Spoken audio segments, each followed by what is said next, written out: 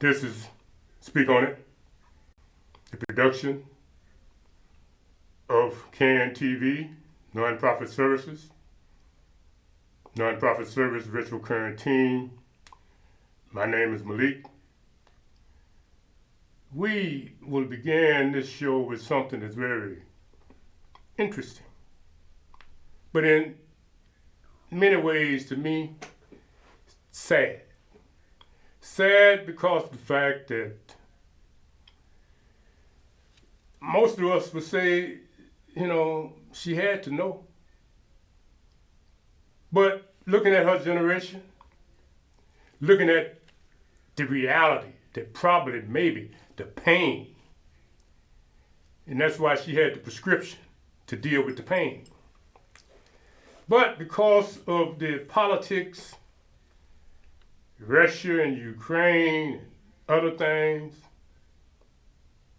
this poor lady, I say poor lady, I don't mean because of nothing disrespectful, but condition, situation, is in a situation. And I don't want to get into people's business, but I have to say this as an elder.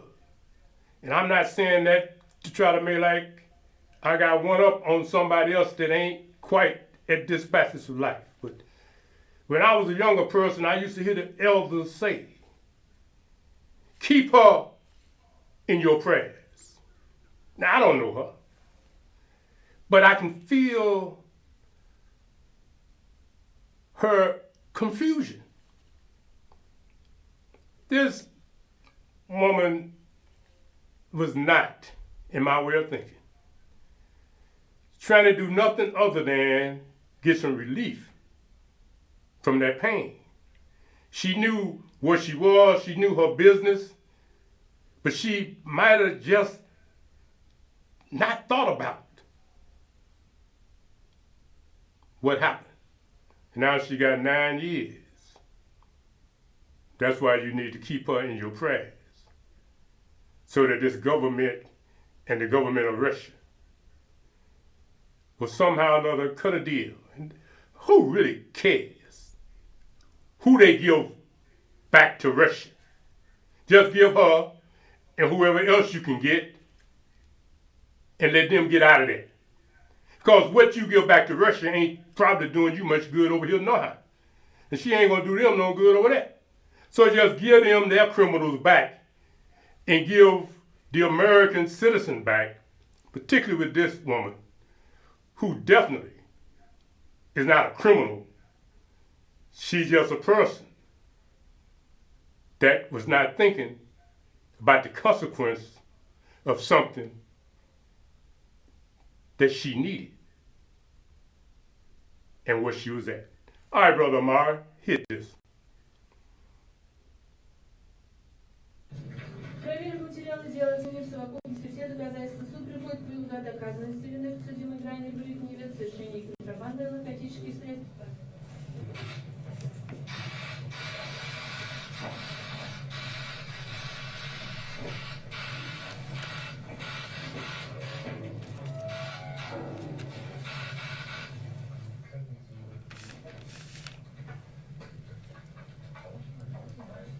I made an honest mistake, and I hope that in your ruling that it doesn't end my life here.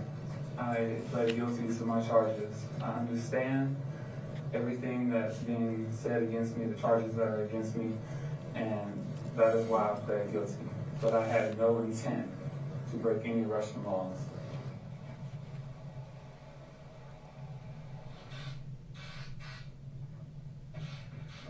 The U.S. Department of State has determined that Ms. Griner was wrongfully detained.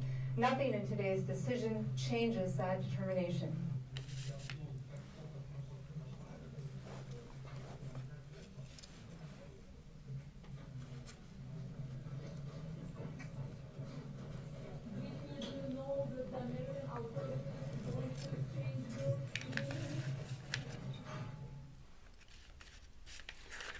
Now, Mari, you can play the other pieces on her, and then this piece aren't really back in 32 BCE. about them trying to cut the deal for the Russian arms dealer. You know, I think there's two other little pieces as it relates to this young lady. They're all going to be redundant, but let's salute her. Ain't got nothing, I mean, the more we get out here in the universe, maybe the more it'll help get her out. So we talking about it on Speak On It. I ain't got nothing to do with none of that other stuff. I know I ain't got no influence. I know I ain't nothing on that level. But I want to send some words out to the ancestors, hers and all of the rest of us that are descendants of slaves. Help this woman get home, because she don't need to be there, because she ain't done nothing to nobody. All she did is try to help herself.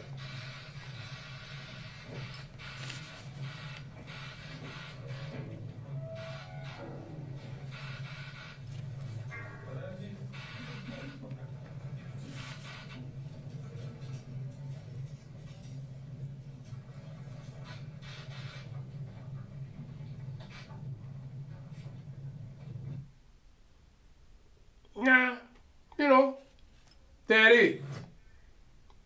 It's a sadness. But we know that things happen.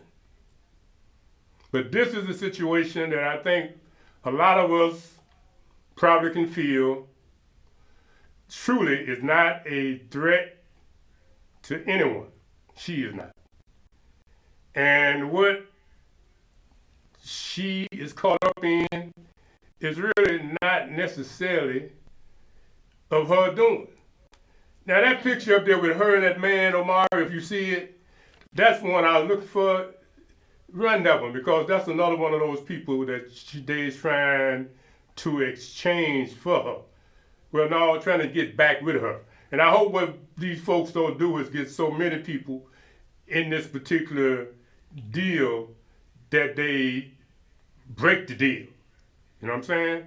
But whatever it takes to get her back, we just hope that, somehow that turns out to be the end result. Now, she's been locked up since February, and I think, everybody knows that's a long time. But now she started her sentence, and I think part of what happens is that, like she say, she pleaded guilty. So the verdict they're talking about, the 9 years, they ain't found her nothing. She pleaded to that. But because that was what she had to do to try to, keep from getting the max, which is 10 years. So on one end, they say 9.5 years. The other end, they say 9 years. But at the end of the day, we hope that the governments work it out. Otherwise, what is there to say? All right, Mara, let's go on with this. Are surprised by that Russian judge's decision, but many were still holding out hope for Brittney Griner's release today. After more than 5 months in Russian custody, she was back in court, apologizing and telling the judge this was all because of a simple mistake. A painful day in Russian court for WNBA star Brittney Griner. Her hands locked in cuffs as she began a 9-year prison sentence. The 31-year-old now unaware of just when she'll see her family again. Griner sat behind bars in court Thursday following proceedings with a translator assisting. At one point, the judge asking Griner if she understood. Yes, I understand, Your Honor. The judge going on to find Griner guilty of drug possession and smuggling and sentencing her to 9 years in prison, just under the maximum, plus a fine of more than $16,000. Griner's lawyers saying the verdict left her overwhelmed. She's very upset, very stressed, and she can hardly talk. In Washington, President Biden firing off a statement calling that verdict unacceptable. The WNBA and NBA issuing a joint statement calling the Griner verdict unjustified. Griner has been held in Russian custody since mid-February following her arrest after vape cartridges of cannabis oil were found in her luggage at a Moscow area airport. Griner pleaded guilty in court, admitting she mistakenly included those cartridges while rushing to pack. Her defense team argued that cannabis oil, though illegal in Russia, was legally prescribed in the U.S. for pain management. This is a miscarriage of justice. Now the U.S. awaits Russia's response to its prisoner swap offer, exchanging Griner and Russian-held former Marine Paul Whelan for U.S.-held Russian arms dealer Victor Boot. Griner's attorneys say she's been treated well in prison so far, and they hope to set up a call between Griner and her family soon. Her attorneys also planning to file an appeal. Well, Amara, we can go on. That's that. Some people can spend all day. Others can find as much information as they need to hear and see. We can't invest any more energy on that. Now, this is it. Insert. And it's coming up now. Black Lives Matter activist spends $40,000 on a dog. Now I'm bringing that up because it's an insert, and the insert is I needed to see and to share how you can look at a lot of people and see that they are not what they are being presented as, either by themselves, the media, or someone else. Now here's a creature, right here, that boy right there with the glasses. Here's a boy, think about it. That whole concept, Black Lives Matter, see, we went through a phase in this society where these money billionaires and tycoons and whatever else you call them got hope to some of these weak-minded creatures and put them up as if they was relevant in the Negro experience. And what you got was those three stooges, one of which spent millions of dollars on her personal home and other type stuff, but had no credibility to be talking about nothing, just getting paid. And now here you take a little boy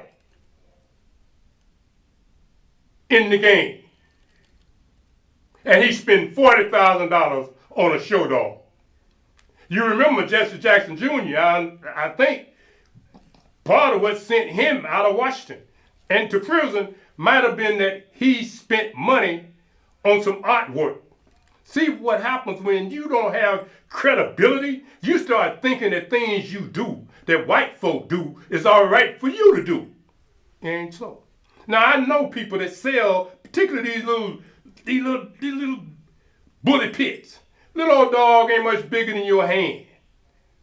But it's a pit bull and something else. And these dope dealers and entertainers and ball players, shit, they like to get the little bitty dog because the little bitty dog can fit in the car and everything. Sort of like a lap dog that women used to have.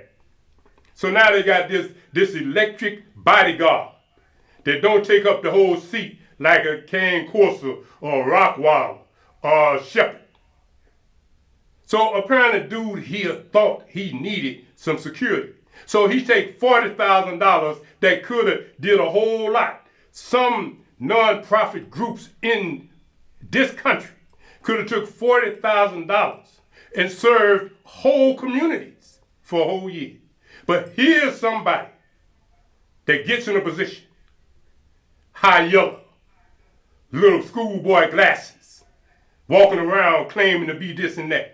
They got some people like that in Chicago. One of them, every time I hear a little commercial on TV, I just want to slap it on the radio. I just want to take the damn radio and stomp it in the ground because he ain't never a fake. Always been a fake. Still a fake. But he walk around like he's the man. And I look at him. Those type of people is why I wanted to insert this. For y'all that's faking and exploiting the pain and misery of the Negro. Run this, man, before I lose too much time.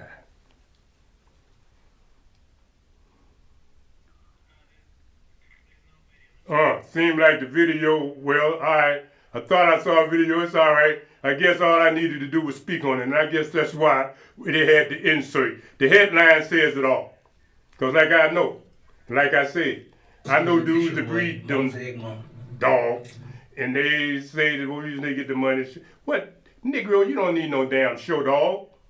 The hell you look like? Your partners call you dog. Yo, what up, dog? And you say, bark, bark. So now you gonna go spend $40,000? Man, you could go somewhere and buy you a whole lot of humans to say, who let the dogs out? What's good? This your boy, Mosaic Monk. Pretty This dog. is why I tell black people, be careful who you donate to. Controversial BLM activist Sean King used $40,000 in donor funds to buy a AKC awarded winning dog to serve as his guard dog, only to return it several months later because it had too much energy. Now, you see he got the black haircut, so he's trying to play like he's a black guy. And I'm not saying that you can't get, you can't get your line up, but again, he's trying to play and look the part so you can feel like, oh, he might be light-skinned, he might be like John B. Don't listen to what people say, there ain't nothing about you and me. Open up your eyes, cause I'm Sean King. Spend $40K on a dog, yeah. Goofy as hell, bro. So it's a activist Sean King apparently used donor funds. Now look, I hadn't seen that video. Omari found that video because he know how to do what I can't. On this little telephone I got, I can't get all that. Omari gets stuff that I can't get. And one of these days when the Creator and the ancestors provide the resources it take where I can pay Omari to have time to help me out with stuff, man, we're going to wake y'all all the way up. Talking about this woke culture, we got something for you. We'll have you so woke until but right now I be broke. But anyhow, see, I don't even know whether this dude's white or black, but I see his lip is real twisted at the top. But you heard that person. I hadn't heard that. But what I said was basically the same thing he said. Why? Because the spirit knows. Go on to something else, Mari. What is that? The next thing we're looking at, caught on camera, 80-year-old senior citizen shot this sucker's arm off. Boy, that's beautiful. Pops were laying back in the cut and popped him off. That's what I'm talking about. That's what we need more of. It's not his first rodeo. At 2:45. But anyhow, somehow or another, I hope that one never vanished. But go on, I see it up there now. Sunday morning, 80-year-old Norco convenience store owner Craig Cope was ready. We spoke with one of his employees, Marnie. Saw it on the surveillance, and he saw them coming out of the vehicle with weapons. Strategically tucked behind the counter, Cope whipped out his hidden shotgun and blasted the suspect in the arm. As the man took off, another camera captured this. The suspects, after nearly leaving one of their own behind, sped off in a black BMW X3. Meanwhile, Cope kept his eye on his cameras to make sure they left. I'm proud to call him my boss. He makes us feel better about being here, you know? Marnie tells us Cope suffered a heart attack as the result of the traumatic series of events, but will make a full recovery. As for the suspects, the Riverside County Sheriff's Department says all 4 of them showed up at a hospital. 3 of them were arrested while the guy who was shot is still recovering. But saved his life. I think he did. Marnie is referring to her boss and the newly installed high-def security cameras, something the owner put in place because a recent uptick in convenience store robberies. The sheriff came in and warned me about, 8 months ago or so that this was going on and to keep an eye out and pay attention, be on your toes. Well, all right. Look like she done went on. I can't hear you. So the bottom line is this. You see that thing that creature had in his hand? Man, if the senior didn't have that shotgun, or whatever he had, that Gatling gun, imagine. That weapon creature had, ooh-wee, he could have messed up a lot of people.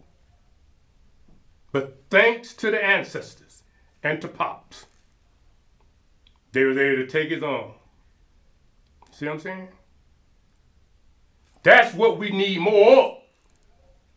More people being able to defend themselves against those type of savages that walked in there.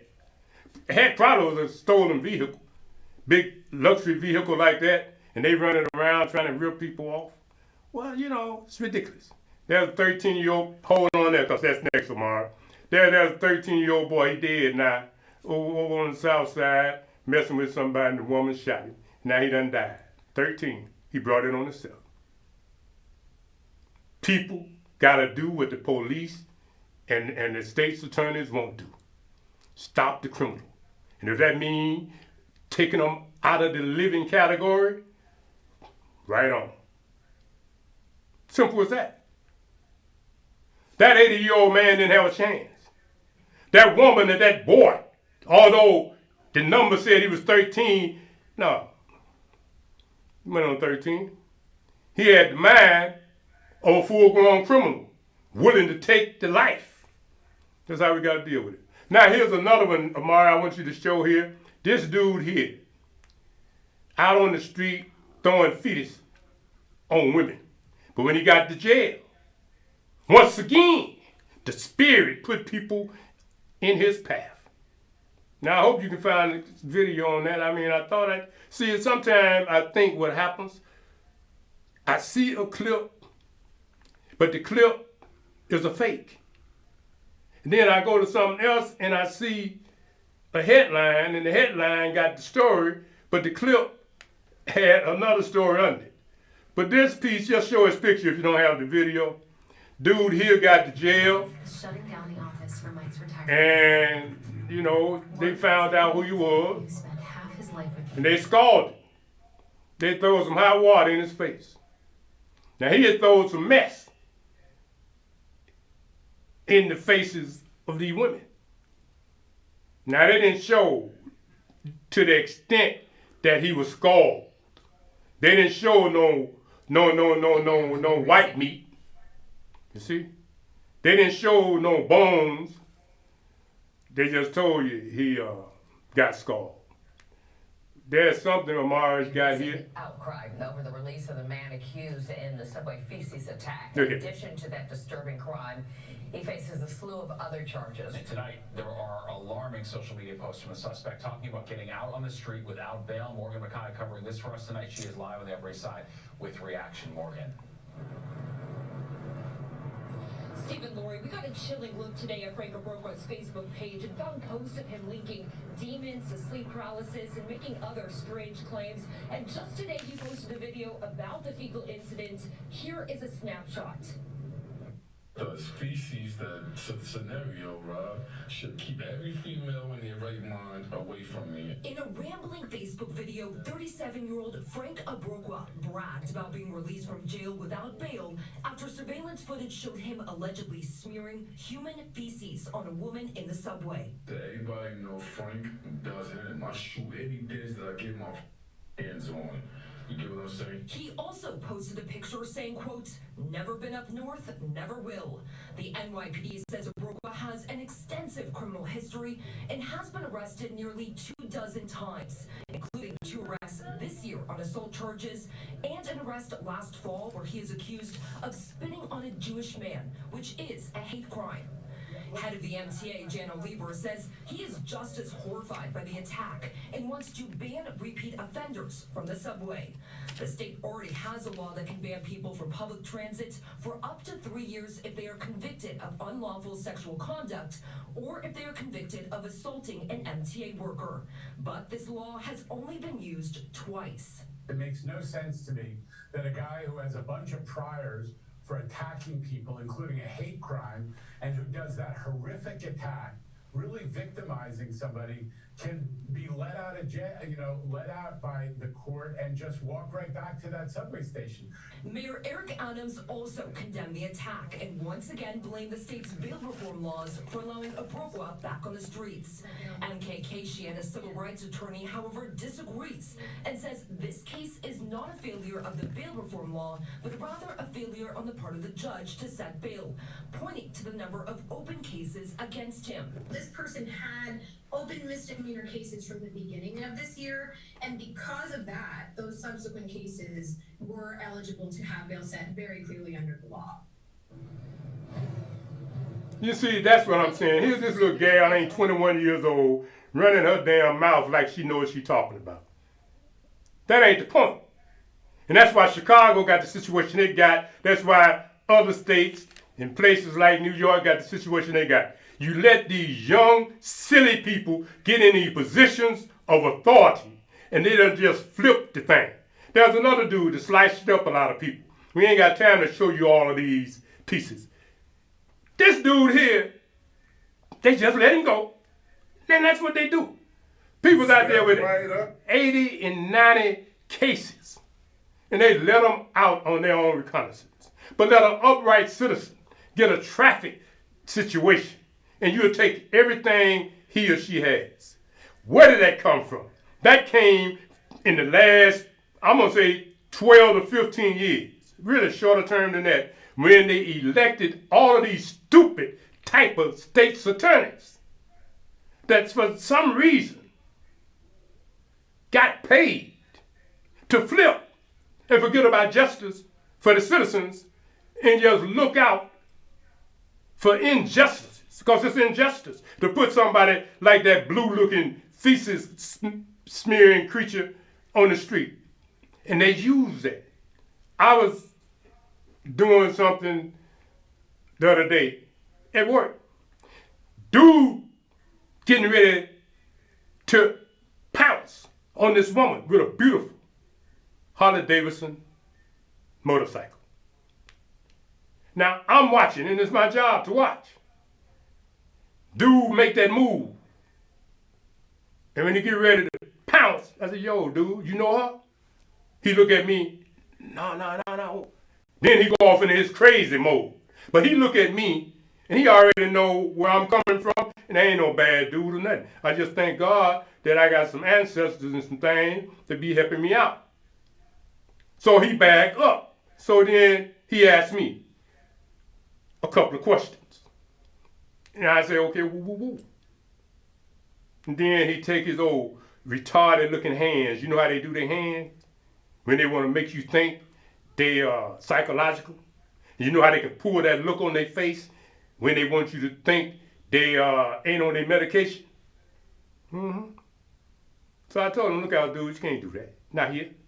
You see me standing here, woo. So he said, and he moved on. Now, the reason I mention it is because they out here a danger to themselves and others. That's what I mean when I say unfair and unjust. They know they are a danger to themselves and others, but whatever they do to you, they know there will be no consequence to them because they're going to let them back out. That's why we get these situations we got in many cases. Fast forward, last week in the same location, dude come in. He walk around, he salute, I acknowledge. 3-4 minutes later, dude walk in the park, but he leave on somebody's bicycle. Police sitting there. I'm looking. I don't say nothing. The damn police sitting there in an air-conditioned van. I'm under a tree hoping I can get a breeze. Police saw him come there walking. They saw him 3 minutes later leave there jetting on a bike. Because what is he? A criminal. But they didn't care. They didn't get out. They just sitting there chilling in the air conditioning and looking at their device probably. These are things that's happening in the community that has become normal. And as a result of that, our community is lawless. What a sadness. What a shame. Now we're going to speed up because we want to start getting these programs back down to, y'all ain't going to look at them no how because it's just too much. Number 7, Fox News, Chicago 911 dispatcher resigns. Oh, go on with this. This is cool. Found the other part of it. Appreciate it. This is good. Let y'all see how they do this here. What? Mr. Brooklyn, do you have anything to say? Ridiculous. Mr. Brooklyn, anything to say to the victim? Look at him. Now he's playing crazy. He ain't crazy. That's why whatever they did to him in jail, it wasn't enough. Des Moines Police Department is... Yeah, I go like that. And I know people, just mind your business. I go like that because you need to understand, those creatures you got in your house that you hiding, aiding, and abetting, yeah. People need to lose tolerance for those germs in the society. Talking about germs. On the radio show the other night, dude called, wanted to get all combative and so forth. Talking about healing. Then there's little poop butt politicians running around talking about they little shows healing. Nigga, you can't heal nothing. You ain't got the guts to heal nothing. Because healing is a killing process. You think healing is some little going around talking about I'm sorry, I forgive you, I apologize. Healing comes about through killing. You kill the disease. You kill the virus. You understand? You kill whatever it is that's ailing you. How can you have healing in the community if you ain't willing to kill the virus that's affecting the community, infecting the community? You see? That is a virus you just saw. People playing crazy. And if they are crazy, lock them up and keep them out of general population. Simple as that. But you all want to go around thinking that you got a prayer that can heal somebody. Snap out of it, stupid. You can't talk up on no healing. You have to operate. You have to take a scaffold and you have to go in. You have to cut it out.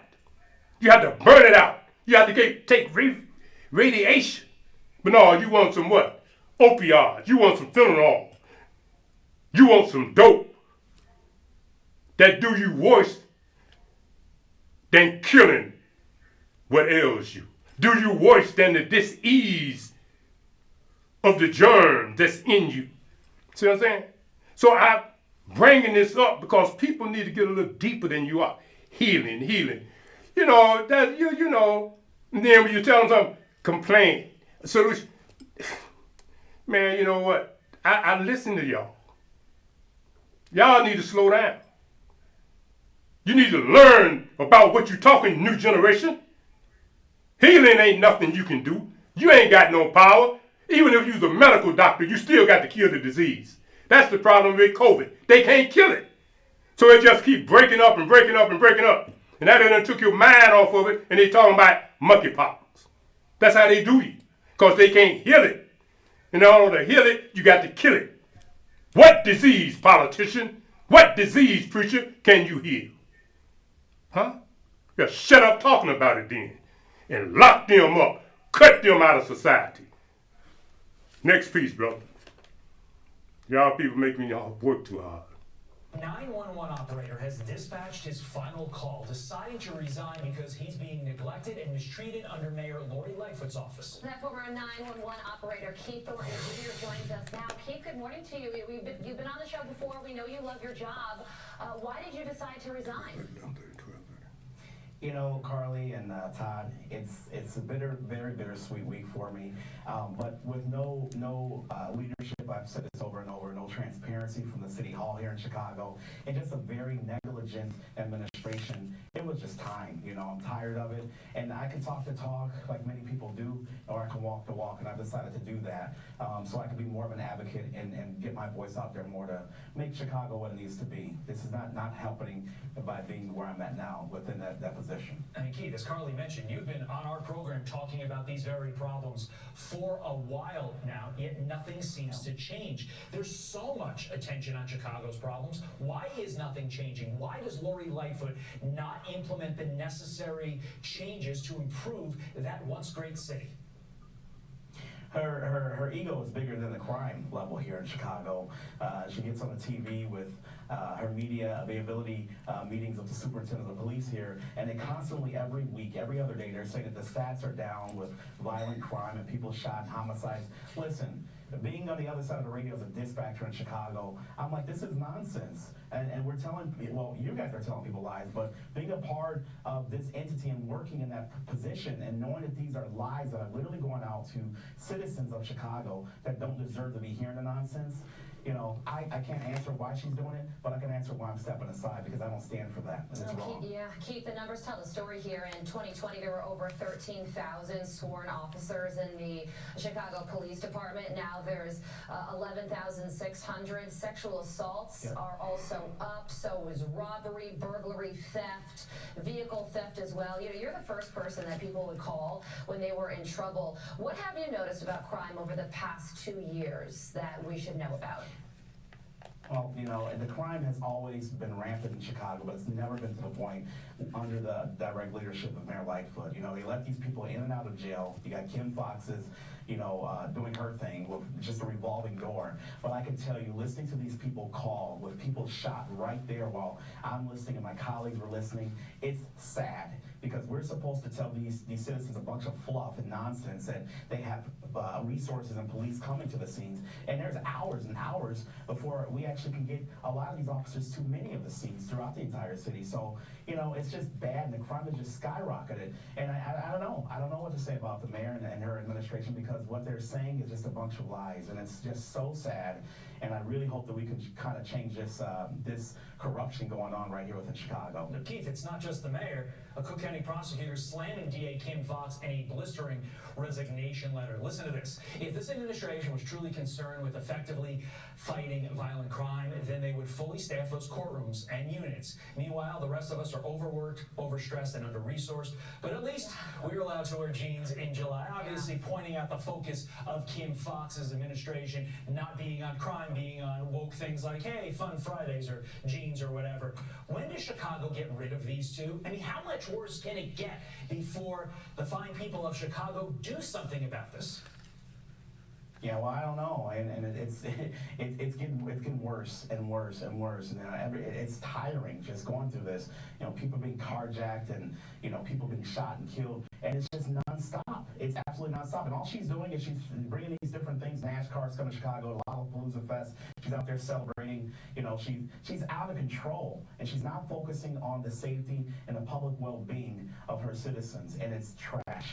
It's absolute trash. Yeah, well, you came to prominence during the great work you did during a very unfortunate situation when Officer Ella French was shot in Chicago. Mayor's office has not yet commented on your resignation letter, but really quickly before we let you go, are you going to run for office? What's next for you? You know, right now, you know, I'm just going to focus on emergency management. I'm going to be stepping into a leadership position outside of the city. And I just want to put out there, you know, a lot of police officers, as you mentioned those stats, they're leaving not the career of law enforcement and firefighting and paramedics and dispatching. We're leaving to go somewhere else. You know, we love what we do. We love serving and protecting, and we're leaving to go somewhere else. And just pray for our city. We really do appreciate you. That's right. Yeah, police never say that they are worried about their job now because it's more dangerous. They say, you know, Brother this piece here, you do number 8, top Cook County prosecutor abruptly resigns. Now that was touched upon in that piece, but I want to go back to Murphy. That's the man that's resigning, who was one of the top prosecutors in the state's attorney's office. Because when you see his picture, you see, he's what Negroes love. If you think I'm lying, look at the governor. He's big in stature. His last name would suggest that he's possibly Irish.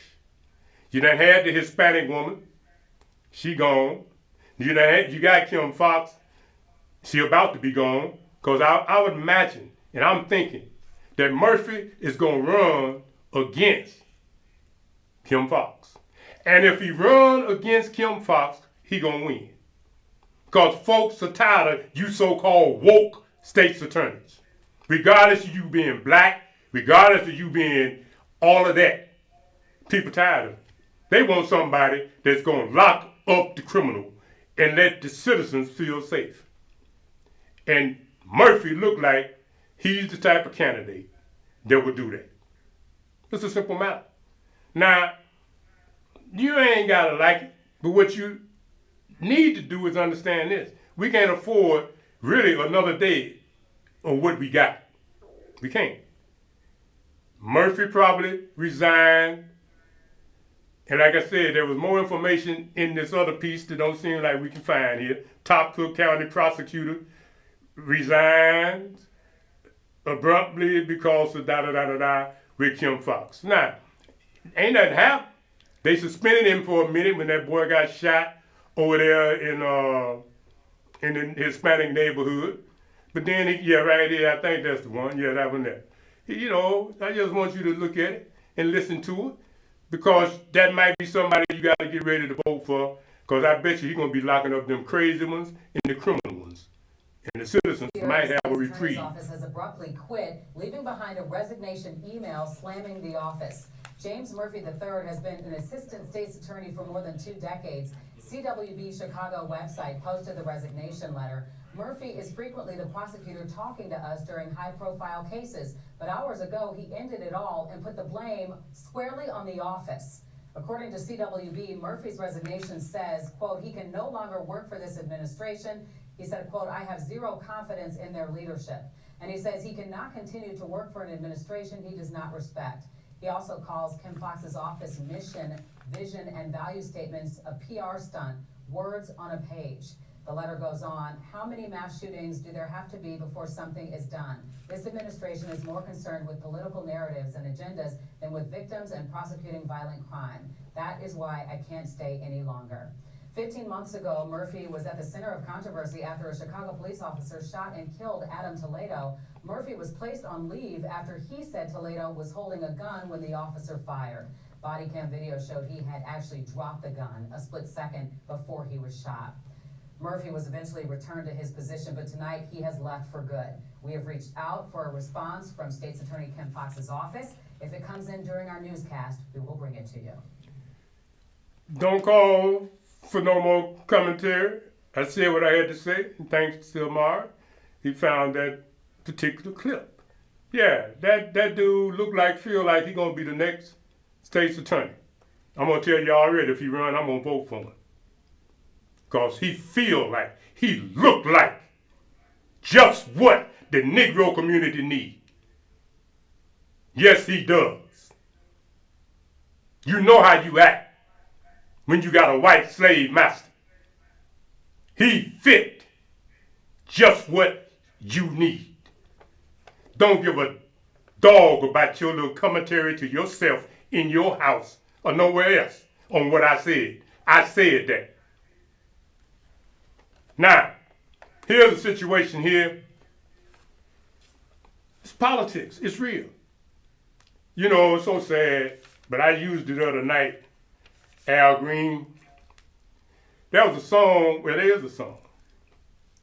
Ain't it funny how time just slips away? We can't use the song because everything is a copyright thing now, but that song would help this story. About this time last year, Dr. Robin Kelly, I'm going to say got an upgrade, U.S. representative, to be over, I guess, the Illinois Democratic, whatever you want to call them, committee, whatever in the hell it is. But Garcia and this other dude, Puerto Rican, that moved back from Puerto Rico, they doing their politics, and then Jonathan Jackson, look like he might become congressman. So I say all that to say some deals was cut. So Rob, what I want you to do is listen to how she sounded last year, which I thought was great. That's like I told you, Dr. Kelly. I don't know her, just heard a little something about it. But I hear how some people try to make it her fault. I want you to look at this, and then I want you to look at her resignation letter. Then I want you to think in your own mind this here.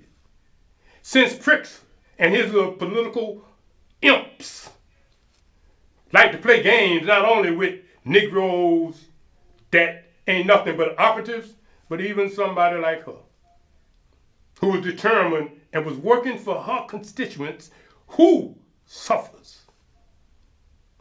You know what I'm saying? But now they move her and put a Hispanic woman in her place. Why? So what y'all need to do is move Pritzker and put that Republican in his place. Don't mean that you're a Republican. It means that you letting them know, stop playing with the Negro. He ain't even got elected governor for a second term, but now he running around cutting deals with the Mexicans, Hispanics, Latin Nates, or whatever the hell they call them. Not even the real Mexicans. Not even the real Latinos. Some fake so-called woke white folk made up word. Now they done begin to move on to black women. They say, well, you got too many blacks in position. Basically all of them women. We got to give some of these to somebody else. Run this piece, brother. Y'all need to move on Pritzker. Teach him and the rest of them. Stop playing with us. Greetings, everyone. First, I'd like to give a shout out to our youth activists, including our young speaker, Zaire Menjivar. Thank you for working heart and soul to make the Chicagoland a better place. To all of you, I say, the future of our nation and our democracy is in your hands. Please do us proud. A second shout out goes to today's speaker, Andrea Reed, who is not only my constituent, but the executive director of the Greater Roseland Chamber of Commerce and co-chair of the Coalition for a Modern Metro Electric. Transit Equity Day serves as a national day of action that commemorates the birthday of Rosa Parks, while reminding us that public transit is a civil right. Decades of structural racism have led to policy and investment decisions that consistently harm Black and brown people. As a result, people of color on the south and west sides and in many suburbs live with longer commute times or even a complete lack of train service, especially on the far south side. A red line extension has been promised for decades. It would serve parts of the city that have some of the highest rates of poverty and unemployment and lower numbers of car ownership, along with slow and unreliable bus service. We have rail transit service that stretches far out to the northern and western suburbs, yet it doesn't connect the south side with the rest of Chicago, much less the region with reliable service. We must remember, transit service is a lifeline connecting people to food, healthcare, jobs, family, and cultural activities. Freedom of movement is a human right. The pandemic has made a bad situation worse. Residents facing the greatest mobility challenges are more likely to live in the areas hit hardest by the virus and less likely to be able to work from home.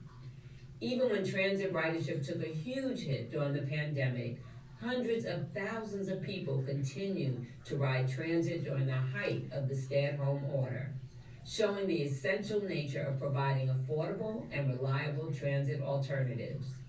The majority of transit riders continue to be Black and brown essential workers who need robust, reliable service to go about their lives. Our entire society and economy relies on transit because the majority of essential workers rely on transit to show up to their jobs at hospitals, grocery stores, and warehouses. Transit funding depends on riders paying fares as well as sales tax and gas tax, all of which took a tremendous hit during the pandemic.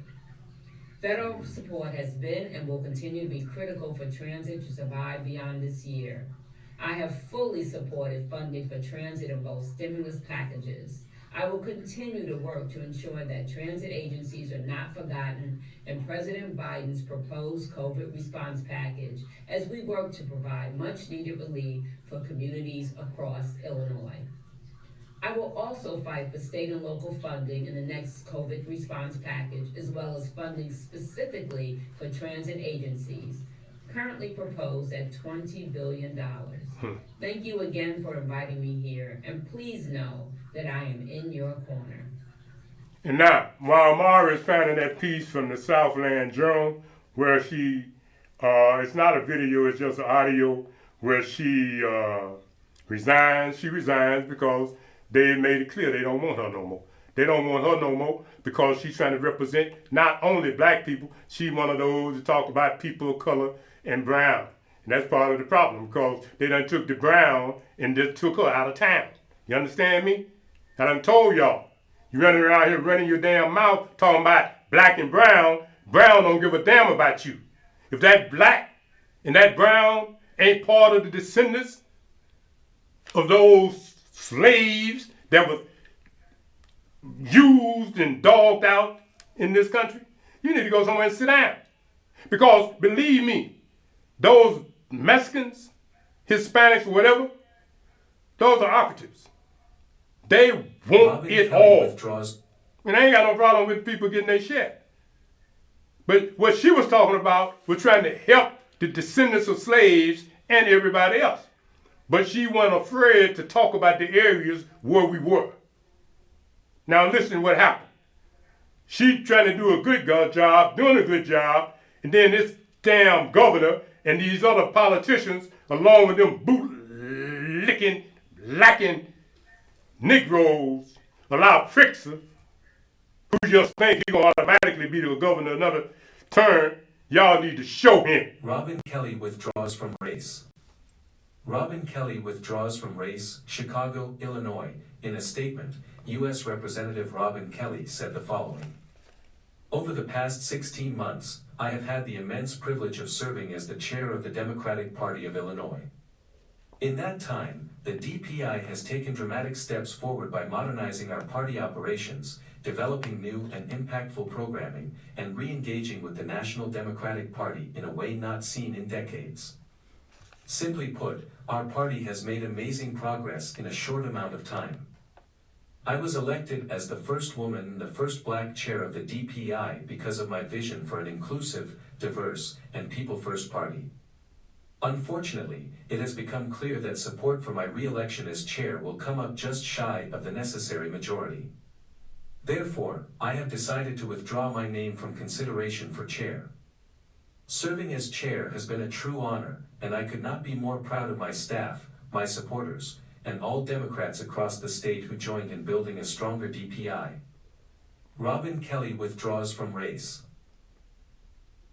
Now, how did that make you feel, Negro?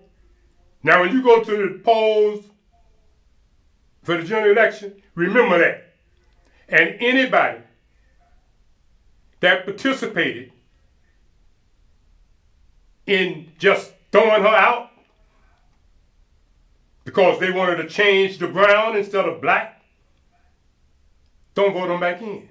I don't give a damn who it is, your little state rep and the rest of them. Don't vote them back in. Now, we're going to speed up. We're going to be going real quick now. We're going to go over to this piece here, and then number 11, Amari, where LA school sued over secret plan, da-da-da-da-da. Now, I'm throwing this in. There was another piece I wanted to use, but I won't. But I might comment on it. Yeah, that piece right there, Amari, back up, with that woman. Yeah, I'm sure that's the piece. And they want to say LL school, run that because school finna start, and we just need folks to be aware of what's happening. Some more of that state's attorney type mess. Where these new creatures, I mean, they just went wild. We need to get back to some of the old school stuff, man. You know what I mean? Locking people up that's criminals and threatening and doing unlawful things to the community. Lock them up. That's what we need to do. We need to stop these school boards and these bureaucrats from being able to dictate who and what our children identify themselves as. We do. There are things that we better pay attention to because things are happening in society that don't make no sense. All right, brother.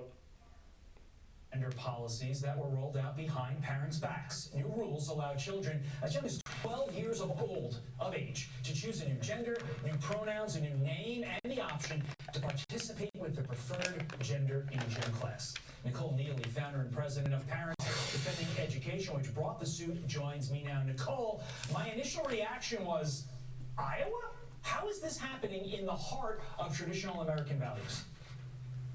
Isn't it astonishing? If it can happen in Iowa, it can happen anywhere. And that's one of the reasons that we thought it was so important to bring this lawsuit, to show that this is the kind of thing that parents have to keep an eye on, no matter where they live.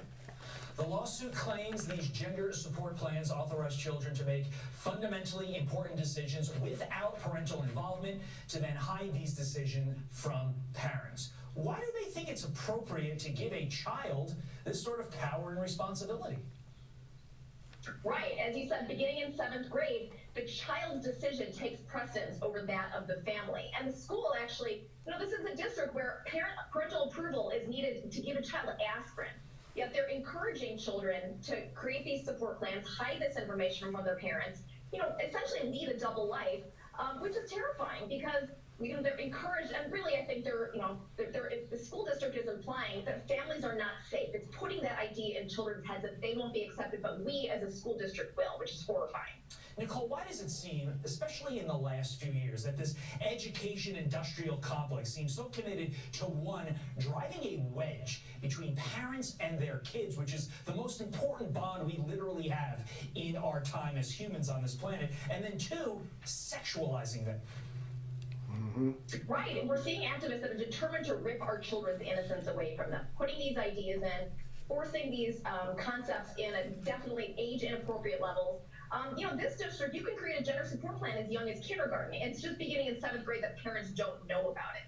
And so I think there are activists with a major agenda that want to destabilize the family because, when you don't go to your parents for love and support, who do you turn to? You turn to the government, you turn to the schools, you turn to other sources, that have more control over you.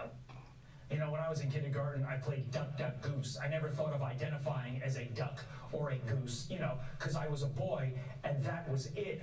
This district also forcing other students to call their classmates by their preferred pronouns. If they don't, they face expulsion, i.e., loss of the ability to learn. Where's their First Amendment protection?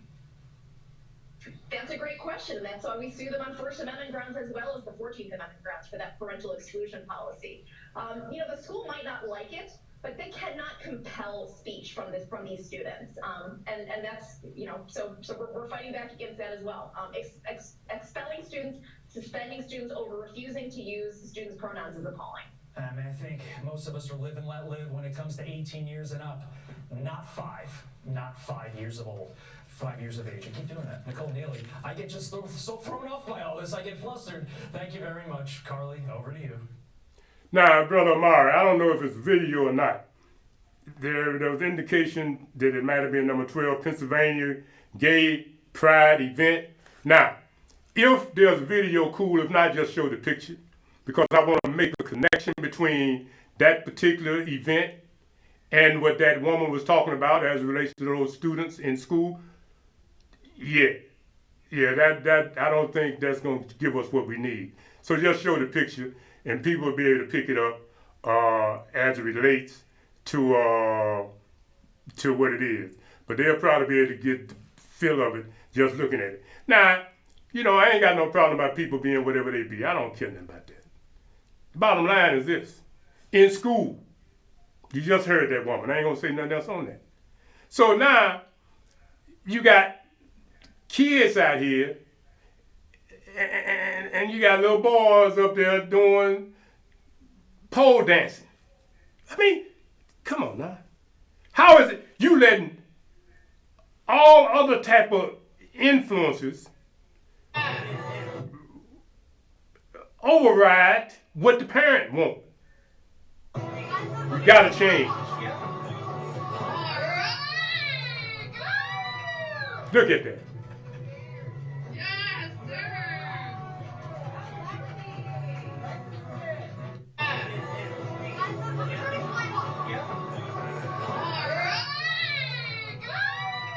Now I want you to think for a minute. Now, if that was regular people out there, had a little girl, and I've seen some videos that show them doing it, particularly in the Negro neighborhood. They got little girls up there, and you call them little whatever you want to call them. But now here's some males that's look like they trying to turn them out. Look like they're recruiting. And you got a whole damn society going around saying you can't talk against this. I ain't talking against it. I'm just showing it to you. How you gonna tell me that this is better than what you used to have, where a boy was a boy and a girl was a girl? The other day there was a piece I saw where this so-called trans, whatever the hell that means, is usually mean in my way of looking at it, that it's a dude pretending to be a female only through words. chokes a real female in some type of competition. How did we get to this, y'all? Wake up, snap out of it. Woke don't mean that. Woke means you got intelligence. Woke should mean you have common sense. But right now, you just letting this society, whoever these operatives are, they got y'all acting like you ain't got no sense at all. How can those people there, that's their lifestyle. But now they're going to take somebody else's kid, and what they want to do supersedes what the parents say. Hell no, we got to change, man. Y'all got to re-elect a whole different people. Go to number 12, Amari. Lightfoot signs order protecting those who travel to Chicago to get abortions from states where they're illegal. Now, Lightfoot can do that. But yet and still, she got police. She got the 911 workers and a whole lot of other people going to other places because they just can't deal with, this ostrich approach she got. She love everybody. She try to help everybody. She try to do everything and give them sanctuary. But the Negro, she just let the crime run wild.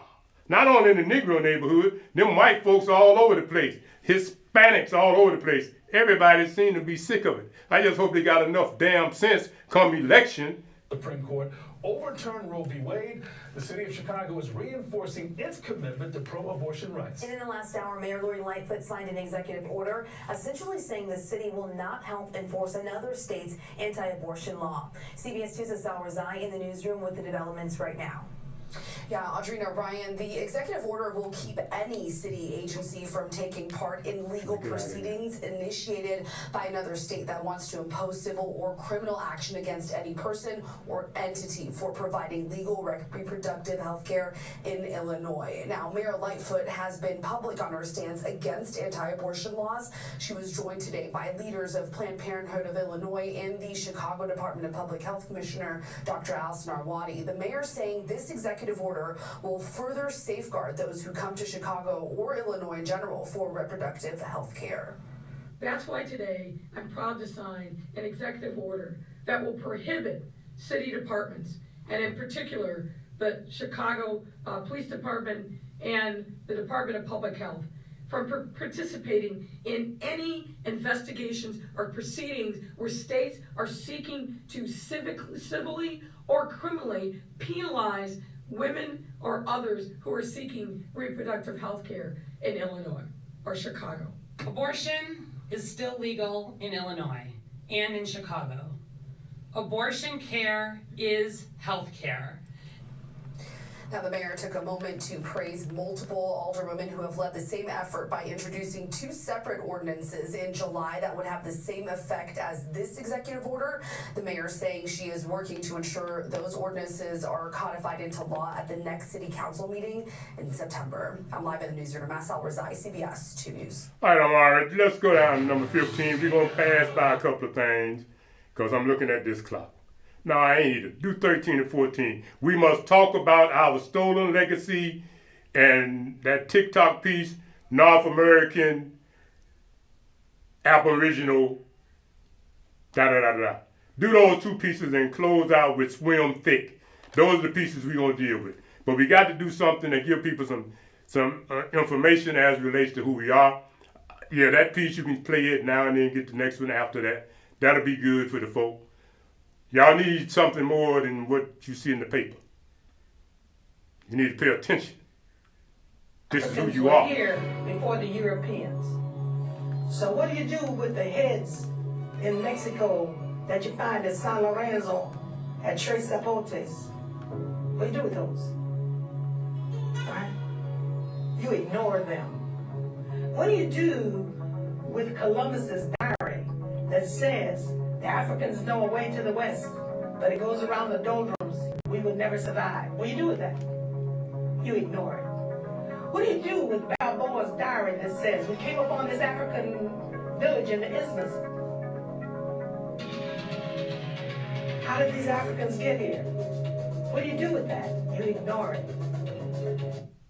Now, that's what you do. And that's how you grow up and you let people do things that don't make sense. They can't teach that. They don't want nothing to tell you about yourself taught in these schools They can teach all that gender confusion, and you just sit back and look like you just don't care. Now this piece here, we must talk about our stolen legacies. That piece is important. It's brief because we can't go through this. You know, we try to make this opportunity here. Yeah, we wanted to talk about move. We'll talk about that next week. But right now we just can't. And I'm just speeding it up. But the stolen legacy, you need to see that. You need to know that. Why? Simply because the fact that there is a trigger as it relates to right there, that piece there, to who we are and how we get back to claiming ourselves.